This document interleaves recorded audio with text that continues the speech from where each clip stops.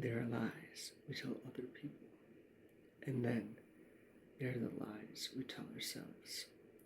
Those are the ones that stick, the ones that bury themselves so deep in your bones that you start believing them. I told myself I wasn't in that car, that I wasn't responsible, but now I wasn't so sure. I stared into the trunk. The streetlights flickered overhead, casting long shadows over what I saw inside. A jacket, one I hadn't seen in years, one that shouldn't exist because it was James's jacket, and it was covered in blood. I staggered back, the cold air burning my lungs.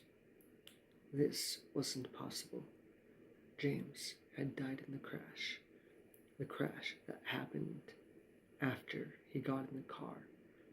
But suddenly, my mind wasn't so sure. The memories started bleeding through, fragmented, shattered, like a movie reel missing half the frames. I saw myself in the passenger seat, James driving, then a flash of something else, a light. His hands shoving me, my hands on the wheel, and then darkness.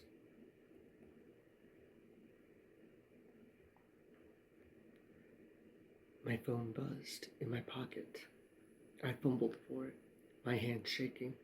No caller ID. I hesitated, then answered. Silence on the other end. Then a voice. You're remembering, aren't you? I gripped the phone tighter. Who the hell is this? A long pause. Then, the only friend you have left. Click. The line went dead. I needed answers, and there was only one place left to get them. James's mother still lived in the same house. I hadn't been there since the funeral. When I knocked, she opened, her eyes narrowing the moment she saw me. What are you doing here? I swallowed hard. I need to know about the night James died. Her face darkened. You really don't remember, do you? I shook my head. She exhaled, stepping aside. Then maybe it's time you learned the truth. The room smelled like stale beer and bad decisions. James and I sat across from each other, a bottle between us. We've been drinking all night. But the fight started when I brought her up, James's ex. The one I'd been seeing behind his back. The one he never forgave me for. The one who had called me that night, asking me to pick her up. James snapped, shoved the table, told me if I wanted to leave, I should take my own damn car. But I didn't have one. So when he stormed out, keys in hand, I followed. I'd always told myself I wasn't in that car. But the flashes of memory told a different story. I was. And that meant everything I believed about that night was a lie. Because if James wasn't driving when the car crashed, that meant I was. And if I was driving, then someone had made damn sure I didn't remember. James's mother slid a worn journal across the table. He wrote this the night before he died.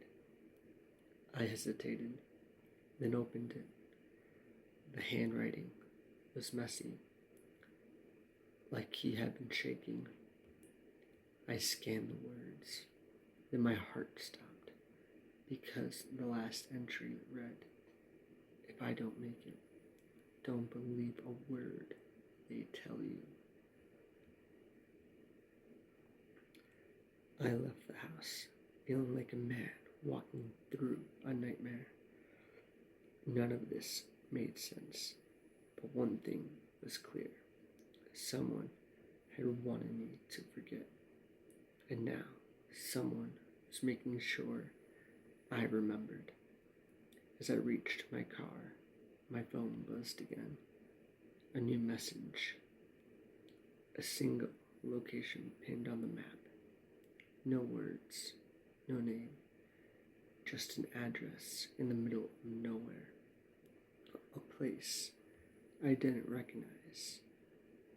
Or maybe a place I had been before. And then a second message popped up. 2 words. Words that made my stomach drop.